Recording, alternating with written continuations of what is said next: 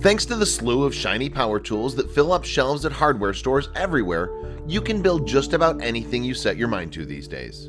Anyone can be a master craftsman with the right tools and a YouTube tutorial. Still, there are people who like to do things the old-fashioned way. Take Chris, the star of the Chop with Chris YouTube series. Without a single power tool, he's created masterpieces that could go toe-to-toe with any machine-made mechanism or device. Recently, Chris tackled a fallen tree stump with his hands-on MacGyver magic and turned it into something that'll make you howl at the moon. There's a power tool commercial available for just about anything. Chopping, sawing, measuring. If you can name a function, something with a cord can probably do it. But the host of YouTube's Chop with Chris didn't really care about such things. On his channel, Chris posts videos where he builds incredible, handcrafted items without the use of a single power tool. He's created coffee tables, rocking chairs, and bow and arrows without burning a single wand. Recently, he tackled this stump. Using little more than his trusty axe and hammer, Chris set to work. Over the course of 40 hours, he chopped, cut, tied, and sanded until he turned the walnut stump into an amazing handy contraption you won't believe. The first step in Chris's reformation of this log was to split the thing in two. To do so, he utilized a pretty old-fashioned technique and jammed a few handcrafted wedges into an axe-hewn crack on the stump. After numerous strikes to the wedges, the log split in 3 beams. As with most of the steps in this building process, you might want to check out the video at the end to see exactly how it was done. With the beams separated, Chris chopped and whittled the face of one of them. At this point, he was just trying to get the rough shape he wanted, which you can see in the next image. There was no need for perfection just yet. Here was what the finished product from the beam chiseling looked like. He's whittled the beam down quite a bit, but he was sure to leave that thicker section at the end. He's headed indoors for the next step of his project. What was his vision? Inside, Chris did a little detail work on his freshly carved beam.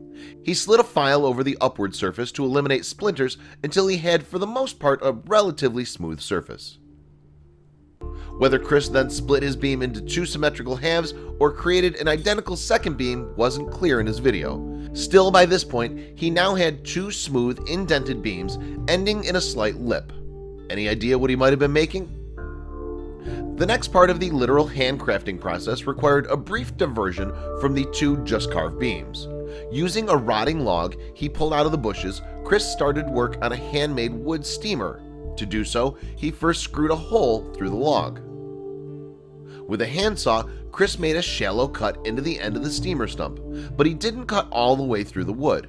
That was so he could then half-cut the face of the log with a chipper, leaving a donut of raised wood around the hand-drilled hole.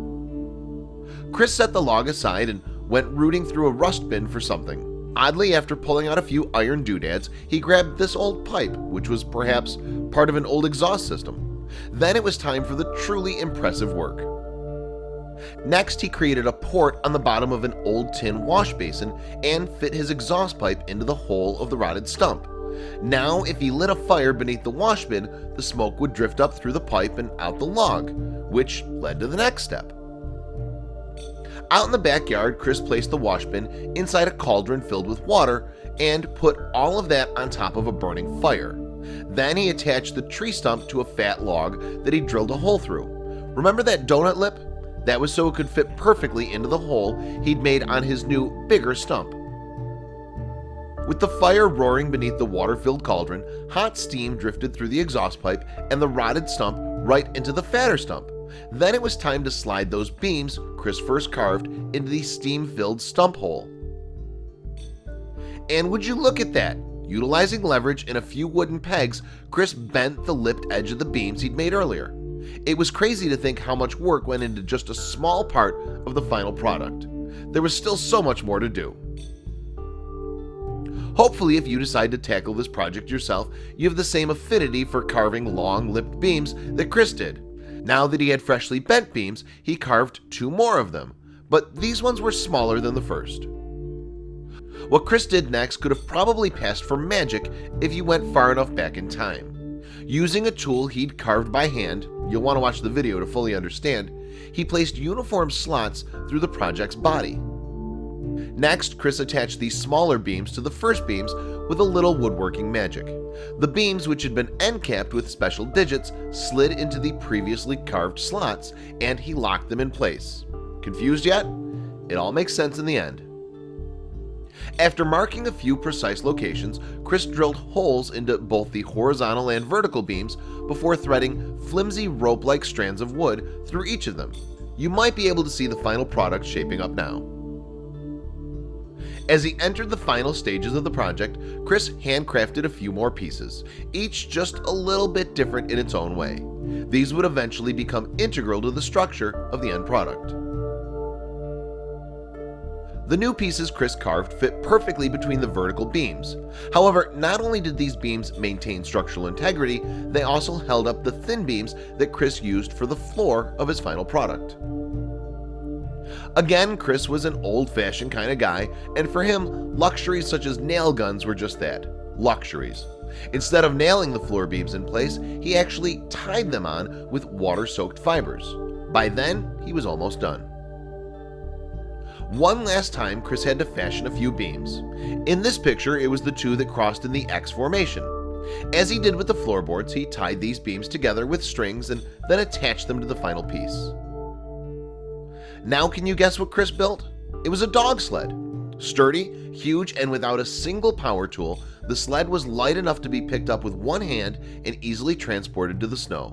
He just needed one more thing for the sled to work. That's right, a dog! Chris harnessed up the old family pooch and put him to work pulling the sled through the snow-packed terrain. Talk about handiwork. This thing not only looked great, but it actually functioned really well.